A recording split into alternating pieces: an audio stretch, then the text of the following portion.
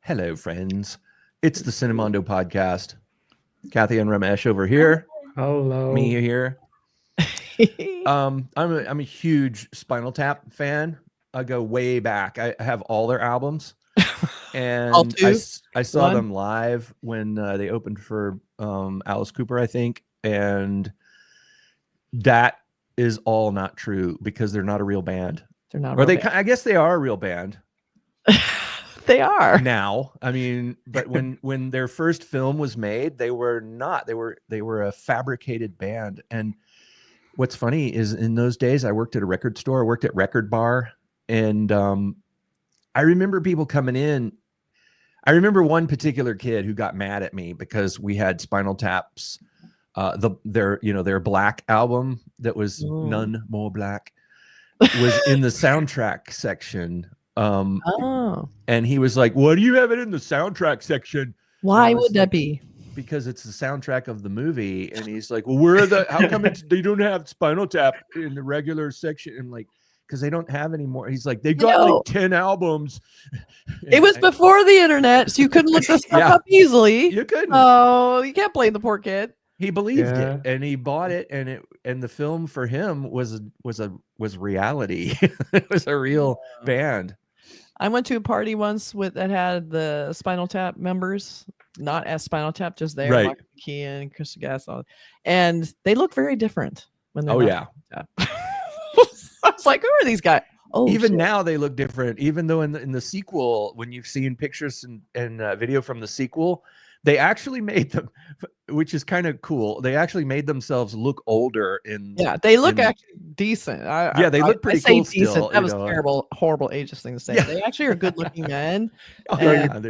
So you're saying they just got them aged or something? Yeah, they just made them look extra raggedy because they made them look part of the joke. Like 10 years older than they really are, and like Harry Shearer for one is still he's still kind of, I mean, he looks his age, but he looks cool.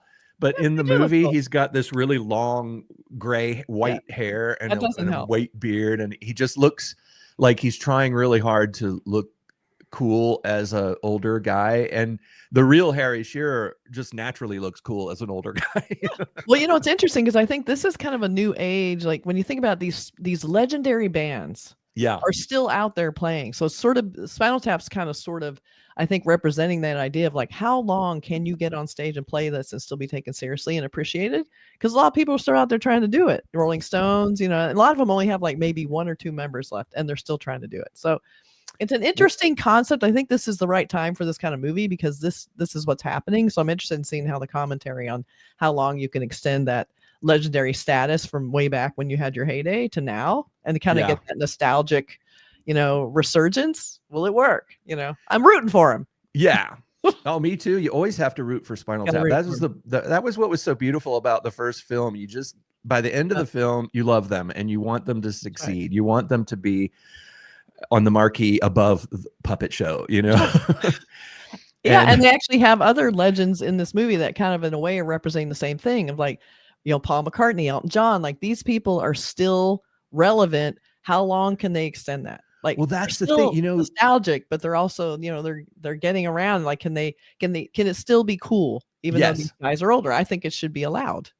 Well, it's a funny thing. I mean, now when you think of concerts out there, the big money-making concerts, it's always old people, like older bands. And I mean, there's of course younger bands, of course, always. But I was just talking to a friend of mine who is a 20-something a few days ago, and she is born in the 2000s, which is so bizarre. And I was talking to her about band, like music and everything, and she's like, yeah, really, into bands, like, and just naming bands that we all love and like, and like older bands, and because they're still on tour now. And it's also easy to Spotify, you can listen to these anywhere, anytime without spending any money on albums or having to go look for it, and they include that in a lot of your lists. So I think it's kind of cool. I mean, musicians are kind of getting a little bit reamed on such streaming, but at the same time, people who couldn't get a record contract are still able to get their music out there, which I think is cool too, self-publishing. So there's good and bad, but I'm anxious to see how Spinal Tap's going to handle this. on stage with another legend. Yeah, who could that legend be? Should Well, we it's watch right in the this and title. see? Oh, it says it in the title. Oh, yeah. Okay. I thought it was going to be a surprise when he comes rising up on the stage in his piano. We'll shall we roll that Let's music roll it. Yes. Okay, Okay, here we hopefully. go. And just as a caveat, if for some reason you can't hear the music well in our video or we're obscuring it, it's because YouTube's very, and rightfully, very particular about copyright and how music is used in YouTube. So I'm just giving you a warning right now. So just find your own window if you need to and watch it. Yeah, or just imagine the song, because it's probably locked into your head on infinite repeat. You know, I mean, everybody knows Stonehenge. Everybody knows Stonehenge except Ramesh. Yeah. Yes. We'll talk about this will be good. This will be Ramesh's first impression of Stonehenge. I'm anxious to hear what he thinks of it. Yeah. Well, in the original film, we have to set it up for Ramesh here. In the original film, it was a joke because they hired some production designers to build a giant Stonehenge, 20 feet tall, that was going to come down onto their stage. But of course, it was only very tiny. And then later they're yelling at the production designers and they said, look, you said 20 inches. It says right here, inches. And so that's the joke, you know, but there may be some, they may have gotten their dream. Their dream may have come true finally. I hope so. Let's see. We'll see. Okay. Let's take a look. All right. And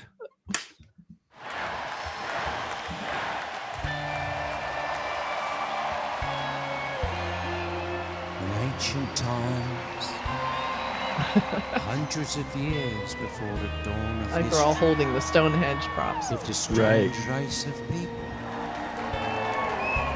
With the Christmas lights. Druids.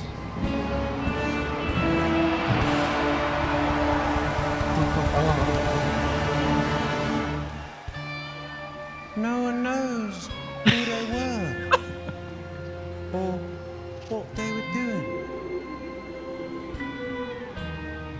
Ramesh looks confused. Remains human. He's like, why? What is this happening?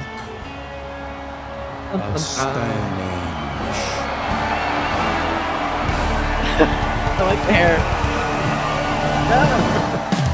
Stonehenge, where the demons dwell, where the fight to live and the do live well. Stonehenge, where a man's a man and the children dance to the pipes of pan. He's singing the hell out of this.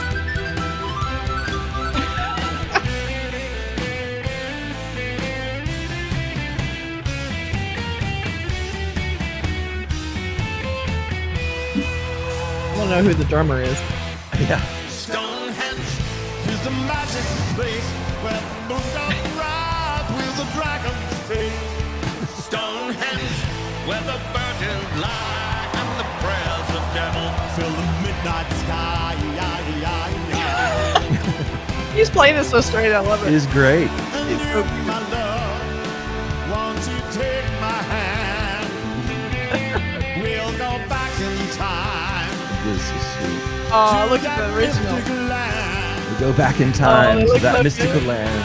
When the dewdrops cry and the cats meow, I will take you there.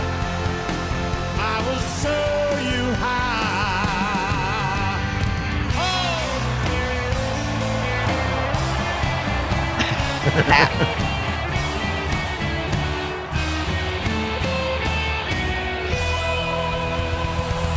It's coming in full slide. Oh, this time it is bigger. Yeah. It's bigger this time. It feels like such a Oh, victory. how danced the little children of Stonehenge beneath the haunted moon, for fear that daybreak might come too soon. His mandolin.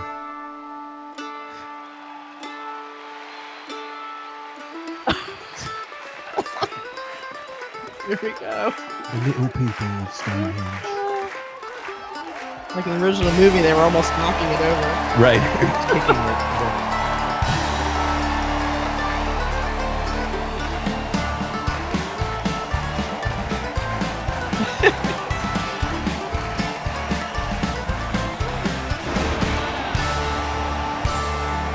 rehearsal.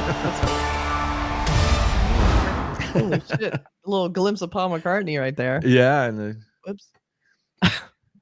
Bye, bro. That was, while watching that, I was like, we just need that right now. I don't know. It just felt right. It just feels so like affectionate and so sweet. And I love that they had the big victory of bringing them the real Stonehenge. Finally. yeah, I love seeing that. We needed that. So they deserve it. They've been through so much, that band, they've had so many failures and so many disappointments. It's so sweet. I love that Elton John singing it. Yeah, this definitely makes me want to, I have to watch that movie. Need to watch especially with the 20 inches of, Yeah. Stonehenge. I'm just trying to imagine, like, with those people, dancing around the Stonehenge. Did they really do it in the original it's like movie? this big. Yeah, the little elf dancing around, like too tall. Just their reactions when they're playing and they're looking at it like so embarrassed. It was like their big thing. What I think's funny is that they still used it even though it was not correct. They're probably better just not to use it. Right, but everybody on the it's one of those kind of things where in a production sometimes you set it up. They're like, okay, this is what they want. All right, this is, and like it's on purpose. And the band is not paying attention. They're like, yeah, the guys are taking care of it. We just go out and play. We're gonna go out and then when the Stonehenge comes down, they'll see it for the first time. But it was like they had so many embarrassments like that. The poor band. But the beautiful thing about the original Spinal Tap film is that idea of let's just keep going. Yep. They had that spirit no matter what. I mean, if they were playing at Magic Mountain and Puppet Show is higher on the bill than them, they did the show anyway, and they did their best. They played, the show went on. They had rock and roll spirit, these guys. Ramesh, do you have a band you would like to see back from your childhood, which was like 10 years ago, but back in your childhood that you would like to see now? What band would that be? Back from my childhood. Yeah. I think definitely the Beatles. I enjoy their songs. Oh, yeah. You get to see him in this. Yes. Sort of. There's Paul McCartney. Could go back in time. To see Paul McCartney. We'll never see John Lennon again, so unfortunately. But it's kind of interesting. I mean, the song that they were actually, it had these mystical subjects and everything that they were describing, which was way back. I believe there were bands back then, like 70s and 80s, where they used to write on such topics, because nowadays nobody. Would be like Jethro Tull. Would that be Jethro kind of? bands like that. Yes, do that stuff. I don't. Yes, did the kind of mystical stuff, but Yes was a little bit more separated from reality. Well, parody of that vocal, yeah. But there were bands like Uriah Heep and Budgie and bands, or Hawkwind is a classic example. Hawkwind used to do all these science fiction things, and they had science fiction writers writing their lyrics. And never heard of them. Hawkwind was great. That was Lemmy, Lemmy from Motorhead. Yeah, that was I didn't Lemmy's know he was band. In another band. Oh, Hawkwind. Yeah, he was in Hawkwind. I wasn't really a huge Motorhead fan, but I love Motorhead when they appeared as special guests on The Young Ones. Anyone who appeared on The Young Ones did like great. Suddenly Motorhead is playing in their living room. But there were band. I mean, and that's who Spinal Tap is kind of making fun of, is the kind of sort of like rock. There's rock and there's progressive, Yes and Gentle Giant and Jethro Tull were sort of progressive rock. But then there was the kind of maybe not quite as intellectual bands like Budgie and Hawkwind and Uriah Heep, bands that never really get discussed in progressive rock discussions, but are more like maybe what they used to call space rock. Hawkwind is quintessential space rock because it was all science fiction. But it was that kind of this is more fantasy though, I get. Like it's more, Stonehenge and mystical but Spinal Tap also did songs like Big Bottom, talk about mud flaps, it like the stupid blundery kind of dumbass rock, Yeah, just like Queen did a song like that. So they did a pretty bad song like that. Yeah, they did that. Mm-hmm. But Spinal Tap represented those kind of bands. I think that were, I mean, even Black Sabbath was horror stories in their songs. Yeah, definitely Black Sabbath for sure. Yeah, but that would be a good correlation. Spinal Tap, I think, encompassed all of them. They kind of brought them all in. I mean, there's even little bits of Led Zeppelin in them with the because Led Zeppelin did some lyrics about I come from the land of the ice and snow, the midnight summer, and songs where he's talking about Gollum. He's invoking J.R.R. Tolkien in the songs, and it was great. They were totally serious about it too, which was an irony, but that's the thing. Spinal Tap takes themselves very seriously. Yeah. And they never backed. We'll get to see. Go ahead. Yeah. So are they taking it too seriously, or are they just poking fun No, at it's the other I think bands? it's perfect. It's perfect. So it comes out September 12th. So everyone run to the theater. This needs to be seen on the big screen, honestly. Yes. You hear the music, see them on the big screen. It will be very good. So we want to support Spinal Tap. It's cool. I love that Rob Reiner's bringing it back. I like that everyone's back. It's just a cool idea. And they're bringing in some real rock legends, which is pretty cool cred. It's cool, and it's cool to see Paul McCartney, and at the end there they did that. They recreated the Crosby, Stills and Nash album cover of them sitting on the couch at the end, but they're invoking some classic stuff, and they're bringing in Paul McCartney, and I kind of wonder if it shouldn't have been more like Paul McCartney saying, "No, I've never heard of them." No, they're legends. They're supposed to be like the one legends you've never heard of. That's sort of what they've always been that.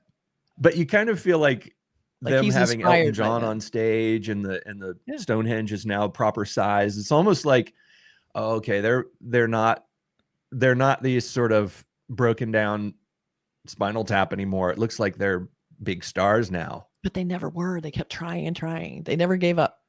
I know, but I wonder if this new movie is going to work as well as the old movie. In other words, you know what I mean? We'll have to see it. That's my only fear. So far, the trailer seems to be working. I think we need some victory for these guys. Like that's how. Because in the original one, they would play these shows like at the army base or something, and the people were like, ooh, and there was like shows that they did where there were like 9 people in the audience, and yet they were still rocking 100%. And that's to me was 100%. The spirit of Spinal Tap. That's right. But now it looks like they've got giant arena audiences and Elton John, and That's right. My only concern. Got to get it big stars to get people to the theaters, and that's how it's going to work. Yeah. All right. So let's know what you think about it in the comments. What band would you like to see come back that was from your childhood? I'd like to know. And also tell us some real music documentaries, like real ones about real bands that you like, because I love music documentaries, real ones, and Spinal Tap. But there's so many great moments in music history, and every band has a heroic journey, like the hero's quest, finding their fame and fortune and all that. And that's what I want to hear. What are the best band documentaries? Tell us in the comments, and be sure and check out Burk's Music YouTube channel. Oh yeah. All right. Catch you later. Bye everybody. Bye.